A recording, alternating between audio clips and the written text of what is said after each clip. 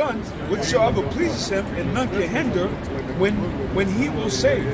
So his power is so great, nobody's going to be able to stop it in the time of deliverance. It says, the works of all flesh are before him, and nothing can be hid from his eyes. He seeth from everlasting to everlasting, and there is nothing wonderful before him. I jumped to 28. There be spirits that are created for vengeance, which in their fury lay on short strokes. In the time of destruction they pour up their force, and appease the wrath of him that made them. Now, I don't know if you was keeping up with that Hurricane Michael situation. Yo, I was looking at property because I was thinking about buying real estate, whatever. That shit, it looked like shredded paper now. From an aerial view, you look at Hurricane Michael and the devastation, it looks like shredded paper. But it used to be buildings and homes there. So that's the vengeance, that's the spirit of vengeance created to appease the wrath of the Lord. It's going to go into it. It says fire and hell and famine. Now, fire is the wildfires that's been like hitting LA. That's a part of the vengeance. Hell, now it was a hellstorm. An article came out about this woman trying to go to, I believe, Dunkin' Donuts during the hellstorm. Hellstorm is the ice. And the ice was as big as goat balls. And she said as she was riding, the hellstorm was piercing the windows through her car. And damn near almost killed her baby in the back seat. So what she had to do, she took off her seatbelt and jumped in the back to protect the baby. So when she went to the hospital, you see a whole bunch of bruises on her, face to head to toe. And that's really one of the plagues that the Lord sent in ancient Egypt. And it said, fire and hell and famine and death, and all these were created for vengeance. It said teeth for wild beasts. Now, it was also another article that came out about, I believe she was an Edomite woman. She was out there with her 3 children, and she was by the lake as they was fishing. And a crocodile came and snatched her up. Right? That's right. This is spirits that's created for vengeance. Teeth of wild beasts, and scorpions, and serpents, and sword, punishing the wicked to destruction. They should rejoice in his commandment, and that's the mentality and the characteristics of the Heavenly Father. He's a man of vengeance. See? That's why, like the brother said, the high priest said that what happened in Chicago is of the Lord. That's his vengeance. That's what he enjoys. He delights in destroying the wicked.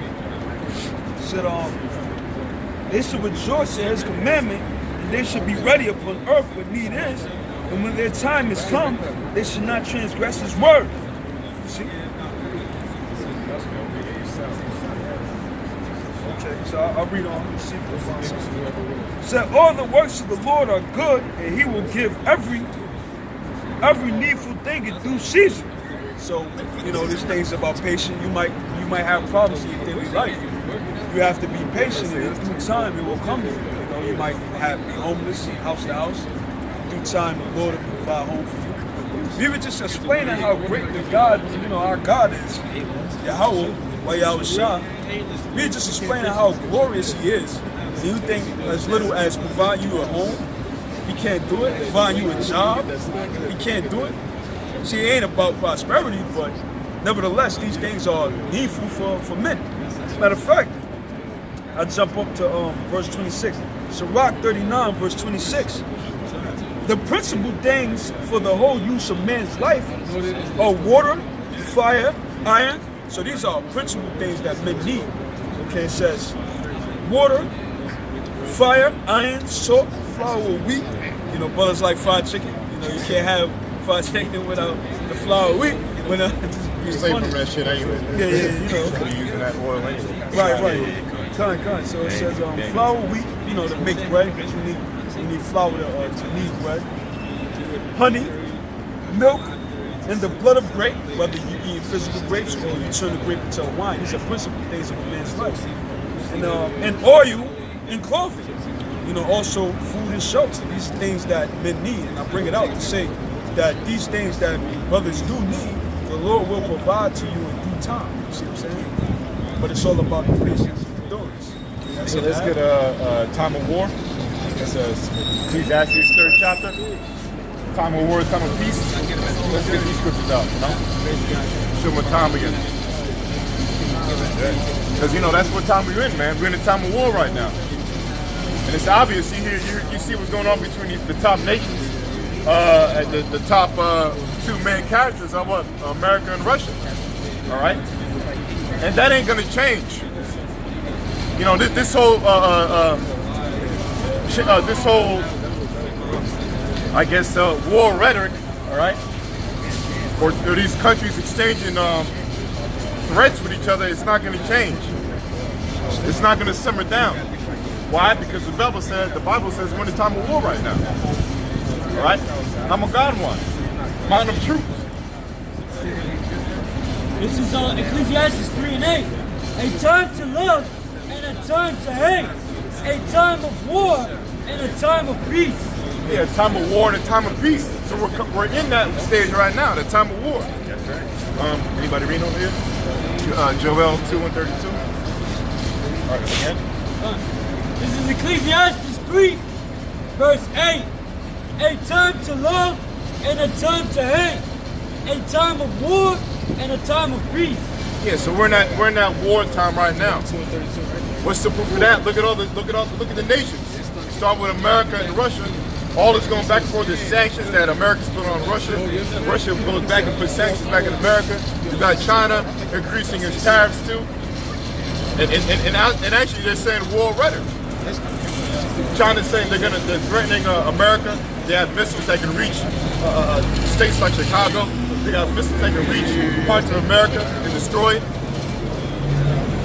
All right. You got America talking shit against Syria, saying that if they don't use our protection, this pathetic country can't last more than 2 weeks. All right.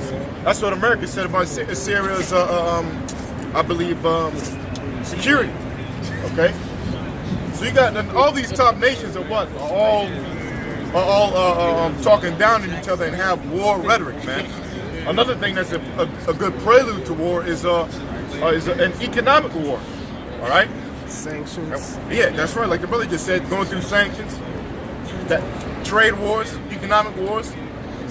You know, and if you know anything, before a world war happens, what comes before that? It's nothing but a trade wars, and we're in that time right now. That's what sanctions are, and tariffs are, and raising prices. You know, you got austerity measures. You got even war against the people. America has war against its own civilians now, because now it's come to the point that the face of terrorism is basically every citizen in America now. Okay? Anybody can be a terrorist right now. Okay? So you got war, you got class wars. You know, rich against the poor, middle class against the high class, low class, all that shit. You know, the 1% against the rest. So we're in a time of war right now. Oh, race wars. All right? The scriptures talk about race wars, race riots. We had a little bit of that going on through the past years already. All right? And it's going to get worse. Okay?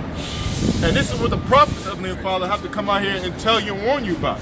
We're in a time of war right now. All right? War. Yeah, so 2:32. This is the book of Joel, chapter 2, verse 32. It shall come to pass that whosoever shall call on the name of the Lord shall be delivered. For in Mount Zion and in Jerusalem shall... I'm sorry, again. For the top? Yeah. Okay. Joel 2, verse 32. It shall come to pass that whosoever shall call on the name of the Lord... Who shall call on the name of the Lord. All right, so you got to call out. That means you got to open your mouth, okay? And call on the name of the Lord. All right, keep going. It says... And who's that given to? None other than the children of Israel, the 12 tribes of Israel, man. Or if you derive from that side, from your from Negro or Indian descent, from your father's side, man, your father's line. That's who's going to be calling on the name of the Lord. It says, for in Mount Zion for in Mount Zion and in Jerusalem. Go back up. Go call on the name. It shall come to pass that whosoever shall call on the name of the Lord shall be delivered. Shall be delivered. You see, delivered. So for you to be delivered, you have to call on the name of the Lord. This is very simple. Because why? Yahweh Shai, even in his name, is called the deliverer. He is the deliverer. So you got to call on the deliverer. Yahushua, Yahweh Bashim Shai. Not Christ. Good luck with that, man. All right? So, whoever should call, it should come to pass, whosoever should call in the name of the Lord shall be delivered. Okay, deliver from what? Deliver from what? The destruction. The destruction of America. All right? Very simple, man. How is America going to be destroyed? Well, some call the waster. What's the waster? None other than the ICBM nuclear missiles. Intercontinental ballistic missiles. All right? Missiles going from one continent to another. The same missiles that's in your news. The same missiles that Russia's talking about, bragging about. All right? And America brags about. They're going to be, it's in the Bible, they're going to be used. And upon your foreheads if you don't get it right, man. It says, for in Mount Zion and in Jerusalem shall be deliverance. In Mount Zion, Zion again means to Zion one in the Hebrew, which means a signpost or a monument. All right, a monument is something that you don't forget, something that's put right in front of you, or a signpost. So everybody can see.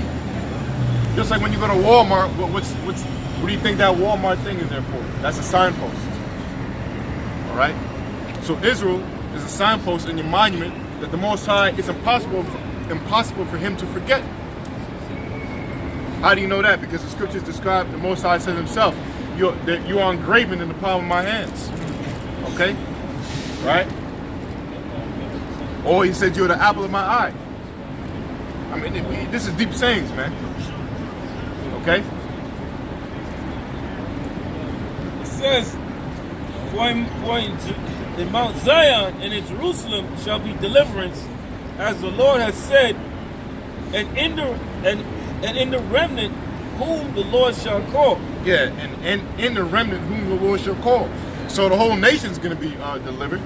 But on this time around, it said, whom the remnant, whom the Lord shall call, which is the elect, the government body, all right, and the 1/3 of the nation of Israel. Read that last part again. It says, and the Lord is like it.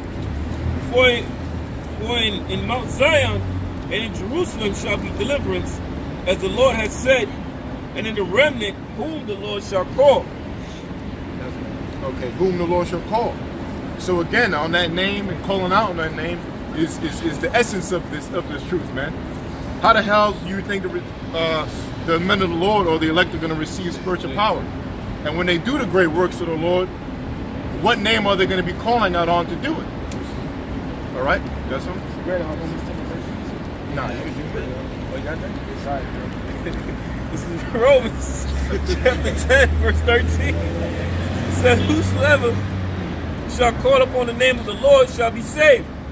It says, how then shall they call on him whom they have not believed? That's right. Read that again. It's Romans chapter 10 and 13. For whosoever shall call upon the name of the Lord whosoever shall call on the name of the Lord shall be saved. Shall be saved. Very simple. Saved from what? Saved from the destruction. All right? Being delivered from even things that happened before the nuclear missile destruction, That's it? Okay. Read the last part with me. Right. It says, how then shall they call upon him whom they have not believed? And how shall they believe in him whom they have not heard? And how shall they hear without a preacher? That's right. So we're the hopeful elect preaching the name of the Lord, which is Yahweh Shai. You gotta have that name to be delivered, man. And with that, shalom. Shalom. Shalom. Death to America. Death to America. Kum Yashala. Kum Yashala.